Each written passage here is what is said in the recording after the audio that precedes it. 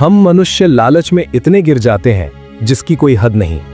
आज से कुछ सालों पहले हमारी धरती पर अनेकों प्रकार के जानवर पाए जाते थे, लेकिन हम इंसानों की वजह से वो जानवर आज विलुप्त हो चुके हैं। कुछ को इंसानों ने उनके कीमती सींगों के लिए मारा, तो कुछ को उसके खूबसूरत खाल के लिए, और कुछ को तो मात्र अपने जुबान के स्वाद के लिए ही मिटाना पड़ा। आज मैं आपको दुनिया के कुछ ऐसे जानवर और परिंदों से रूबरू करवाऊंगा जो कभी हमारी धरती पर रहते थे, लेकिन हम इंसानों ने उसे इस धरती से गायब ही कर दिया। यदि आपने बचपन में किसी परिंदे को देखा था लेकिन वर्तमान में वो दिखाई नहीं देता है, तो उसका नाम कमेंट करके जरूर बताइएगा। भारतीय गिद्ध। एक समय था जब भारत का आसमान गिद्धों से भरा रहता था। हाईवे के किनारे, गांवों के बाहर, जंगलों में जहां कहीं भी कोई मरा हुआ जानवर होता, वहां सबसे पहले गिद्ध पहुंचते थे। लोग इन्हें गंदा पक्षी समझते थे, लेकिन सच्चाई यह है कि गिद्ध भारत का सबसे बड़ा सफाई कर्मी था। जो काम इंसान की पूरी व्यवस्था नहीं कर पाती, वो गिद्ध चुपचाप कर देता था।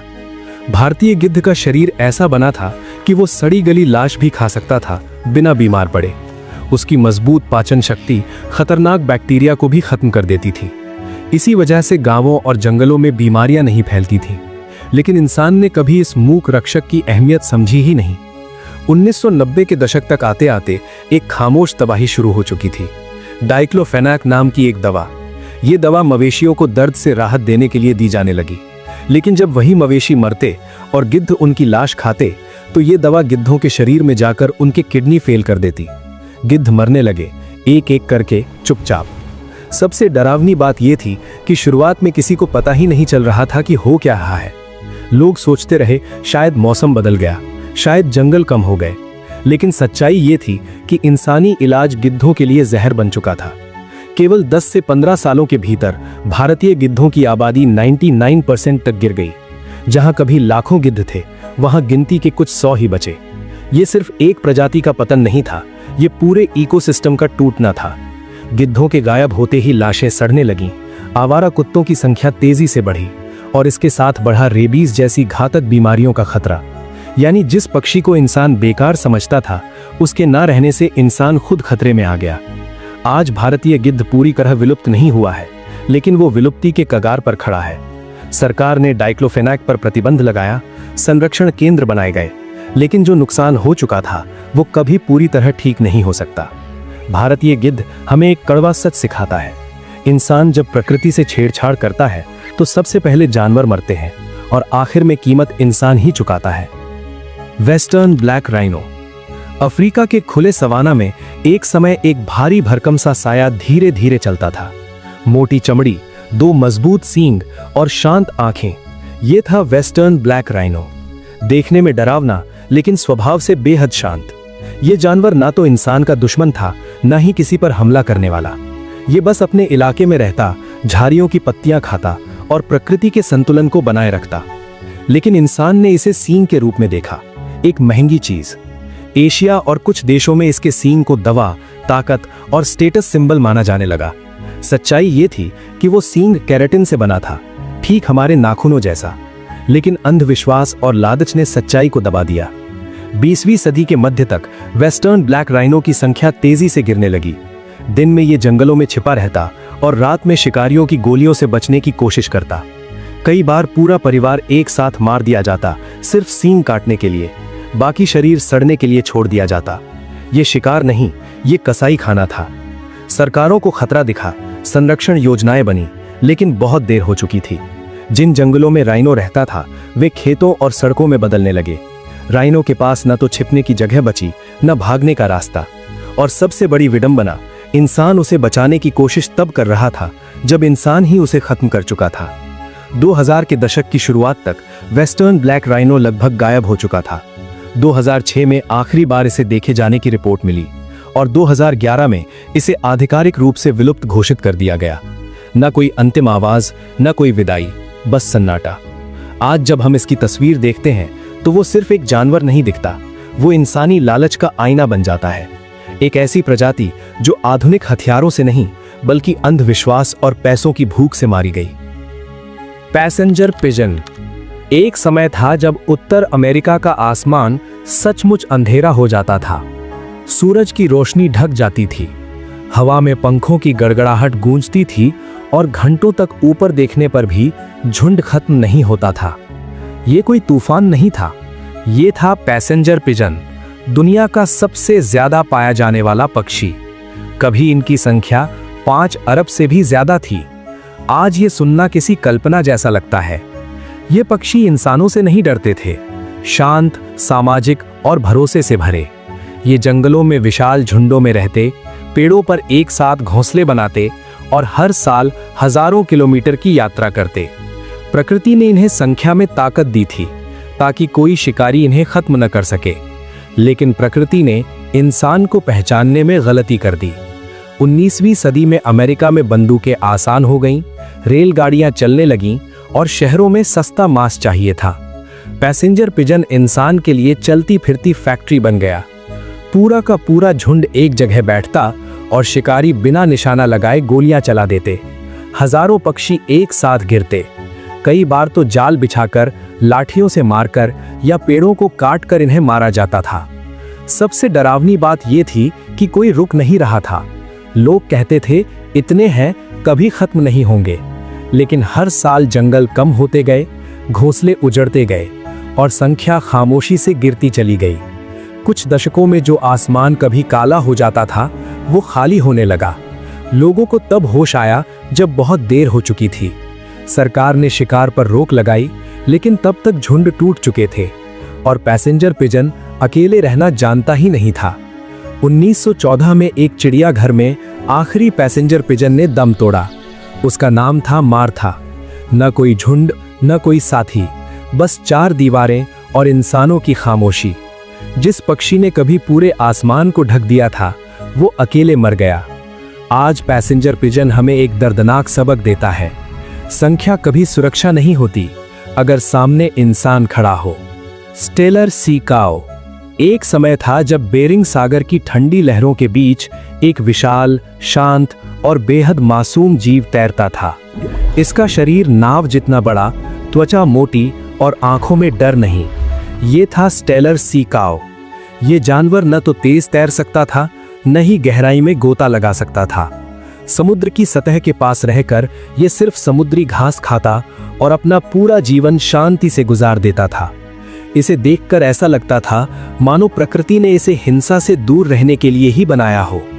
1741 में जब यूरोपीय खोजकर्ता पहली बार इस इलाके में पहुंचे तो उन्होंने इस अजीब लेकिन विशाल जीव को देखा।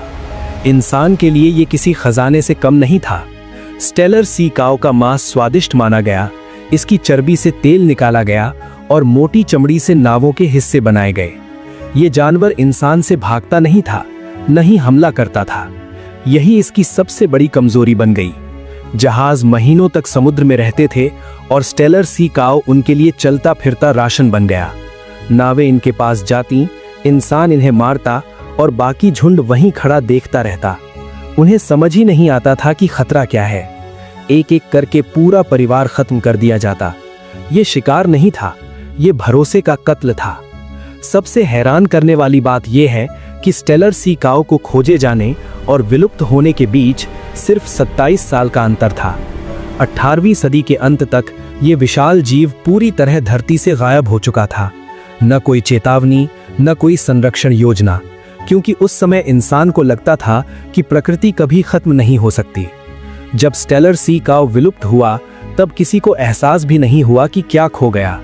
ये जानवर समुद्री घास को संतुलित रखता था, तटीय इकोसिस्टम को स्वस्थ बनाए रखता था।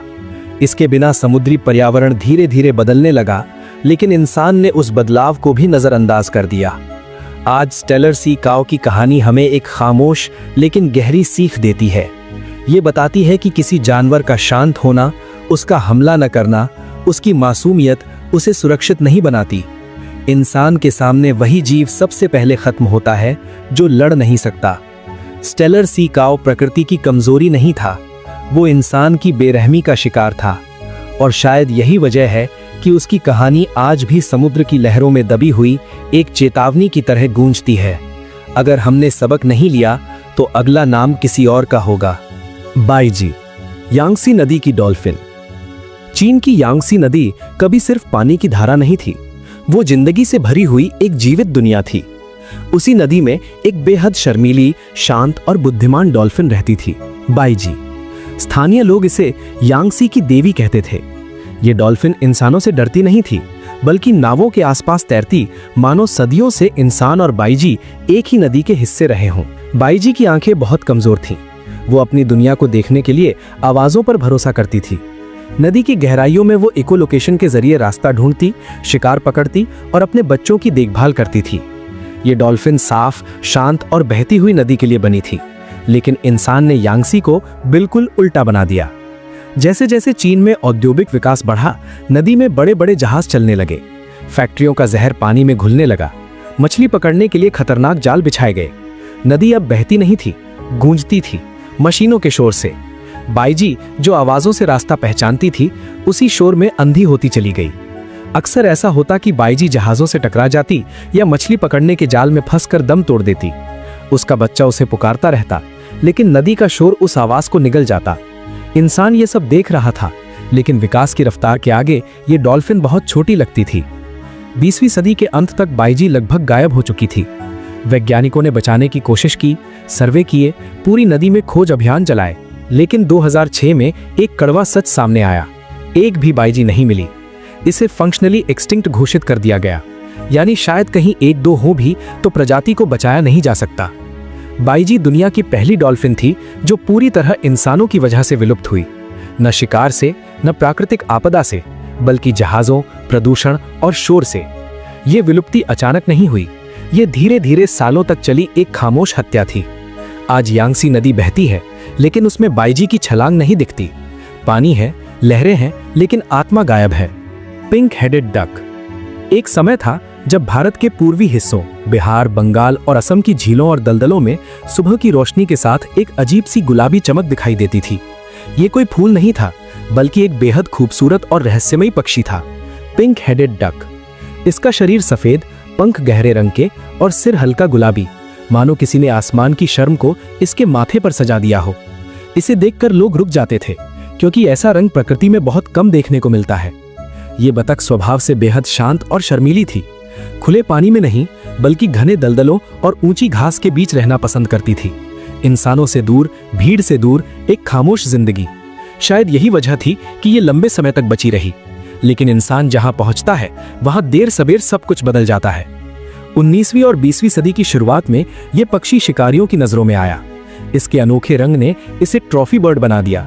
अंग्रेज शिकारी इसे मारकर गर्व महसूस करते थे। दूसरी तरफ दलदलों को खेती की जमीन में बदला जाने लगा। झीलें सुखा दी गईं, घास काट दी गई और पिंक हेडेड डक का घर चुपचाप मिटता चला गया। सबसे दुखद बात यह थी कि यह पक्षी बहुत कम दिखाई देता था।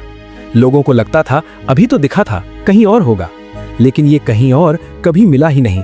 1930 के बाद इसके दिखने की पक्की पुष्टि नहीं हुई। कभी किसी ने कहा आज देखा, कभी किसी ने दावा किया सुबह उड़ते देखा था, लेकिन कैमरे में वैज्ञानिक रिकॉर्ड में यह पक्षी गायब ही रहा। आज पिंक हेडेड डक को पॉसिबली एक्सटिंक्ट माना जाता है, यानी उम्मीद जिंदा है लेकिन सबूत नहीं। कई बार खोज अभियान चले, जंगलों में दलदल खंगाले गए, पर हर बार सिर्फ सन्नाटा हाथ लगा। ये शायद दुनिया का इकलौता पक्षी है जो पूरी तरह विलुप्त घोषित भी नहीं हुआ और जिंदा साबित भी नहीं हो पाया। इस पक्षी की कहानी इसलिए और डरावनी है क्योंकि ये अचानक नहीं मरा। ये धीरे धीरे चुपचाप गायब हुआ, बिना किसी शोर के, बिना किसी विरोध के। और जब इंसान को एहसास हुआ कि कुछ खो गया है, तब तक देखने के लिए कुछ बचा ही नहीं था।